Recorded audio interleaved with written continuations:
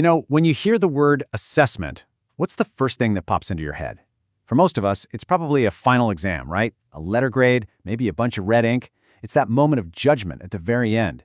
But what if assessment was actually way more than that? What if it was the engine of learning itself and not just the finish line? Okay, let's really get into this.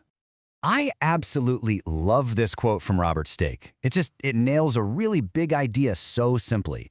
Think about it. The cook tastes the soup while they're making it, right? To adjust things, to improve it, to see what it needs. That's learning in action. The guests, on the other hand, they taste the final product. They're there to judge it. Both are important for sure, but they happen at totally different times and for completely different reasons.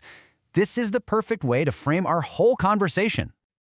All right, so keeping that soup analogy simmering in the back of our minds, let's break down the three distinct but super connected ways to think about assessment. We're talking about assessment of, for, and as learning. And seriously, understanding the difference here is the key to shifting from just grading students to actually helping them grow. First up, we've got the one we all know, the classic, assessment of learning.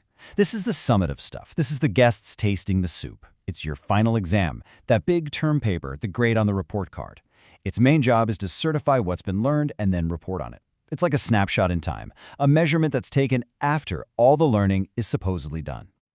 Okay, next is assessment for learning. Now we're back in the kitchen with the cook. This is formative assessment. This is when a teacher uses a quick quiz or asks a few questions or just watches students work, not for a grade, but to gather intel. It's evidence that tells the teacher, looks like half the class is stuck on this concept. I need to try explaining it a different way. Or, okay, this particular student needs a little nudge right here to get past this block. It's all about using assessment to figure out the very next step. And that brings us to what I think is the most powerful one, assessment, A as learning.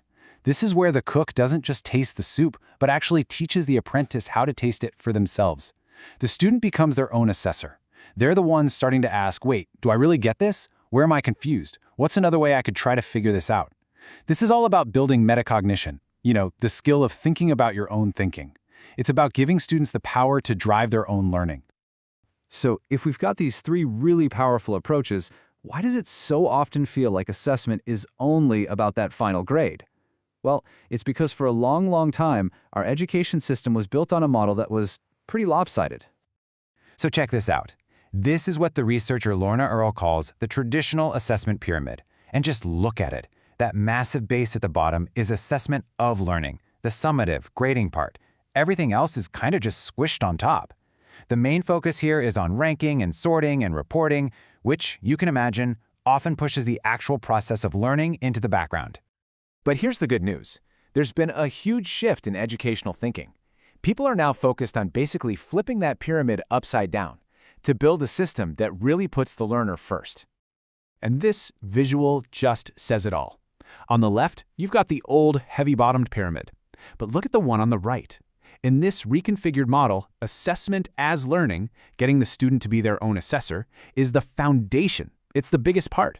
Assessment for learning is that solid middle layer, and the summative assessment of learning is still there, it's still important, but it's a smaller peak.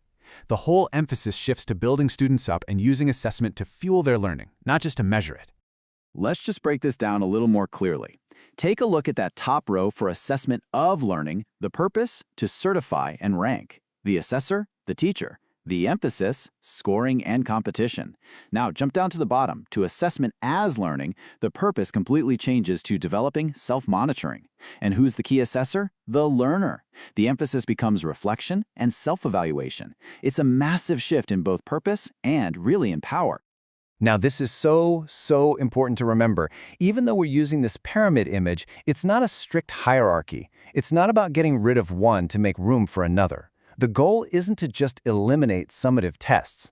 The real goal is to create a synergy, a dynamic, healthy interplay between all three types, where everything we do, whether it's a final exam or a quick peer review session, is designed to serve the person at the very center of it all, the learner. Okay, so the theory sounds great, right? But what does this actually look like in a classroom day to day? How do we take these big ideas and make them a part of our regular practice? Let's get into some real-world strategies. A perfect example, and one of my favorites, is the I try, we try, you try model. It's so simple, but so profound. First, the teacher shows exactly how to do something. They model their thinking process out loud. That's I try. Then they do it together with the class or in small groups. That's the we try. This is where support and guidance happen. And finally, the student tries it on their own. You try. This gradual release of responsibility is the perfect way to build those self-monitoring skills that are at the heart of assessment as learning. And there are so many other ways to do this. You can have peer feedback sessions where students learn how to give and receive helpful advice. You can use reflective journals for students to track their own progress and aha moments. And this one is huge, giving feedback that is descriptive and focused on the task, not on the person. And then, and this is the magic part, giving them a chance to actually use that feedback and revise their work. It's all about creating a culture of growth, not a culture of gotcha. Because when we get this balance right, we're doing something so much bigger than just prepping kids for the next test. We're actually preparing them for a lifetime of learning. At the end of the day, the ultimate goal is this: creating autodidacts. I know, it's a fancy word, but it just means a self-directed learner. Someone who knows how to learn on their own, how to ask the right questions, how to figure out what they don't know, and then how to find the resources they need to grow long after they've left any formal schooling. So here's the big takeaway. By shifting the balance of assessment, we empower our students. We help them move from being just passive listeners to being active, engaged drivers of their own education. We give them the tools to become critical, independent thinkers who are ready for pretty much any challenge life throws their way. And so that leaves us with a question to chew on. Whether you're a teacher, a student, or really just anyone who cares about learning, the question becomes, how can we, in our own spaces, shift this balance? How can we help create environments where assessment is truly a process of learning by the learner and for the learner?